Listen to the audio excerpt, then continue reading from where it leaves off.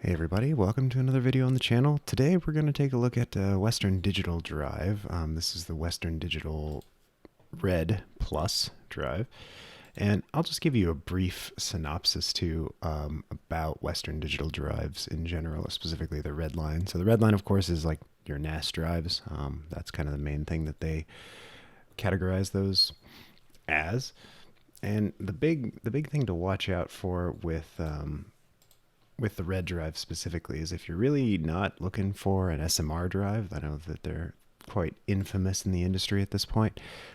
You want to make sure that you get at least the Red Plus. The standard Reds, they are DMSMR, or what, when you look at Western Digital's blog, they would say it's their device managed single magnetic recording drive, but still SMRs. They're probably going to work for light workloads and things like that, but they're ZFS and things like that are not going to get along with those so well. So you're still going to run into the same SMR issues that a lot of people complain about with those.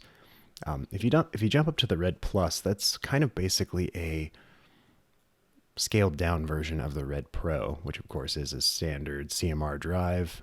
Same with the Red Plus. They're both CMRs. They work with ZFS just fine. The capacities go all the way from like 1 terabyte to 14. In this particular thing, we're looking at the 10. So anyway, I would suggest just kind of taking a skim at this Western Digital blog post if you care to read about it. It's kind of old at this point. This particular blog post is from 2020, but it's kind of still relevant. It's not like mechanical drives are really making that much leap and bound in the industry anymore. So with that being said, the differences between the Plus drive and the Pro drive, a lot of that is down to like vibration tolerances. The Pro drives say they can tolerate more vibrations or something of that nature, and they can be in a larger array of drives, but I've never had any issues. I always use the Plus drives because they're a little cheaper.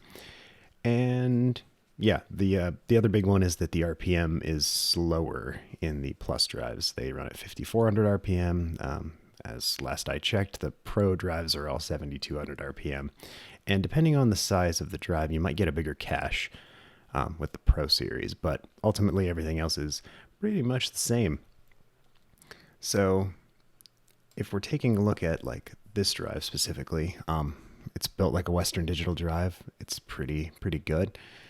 And yeah, we can take a look at the benchmarks real fast, and you can see that that's kind of right in line with what a magnetic drive would be. Somewhere in the read and writes in the low 200 megabytes per second.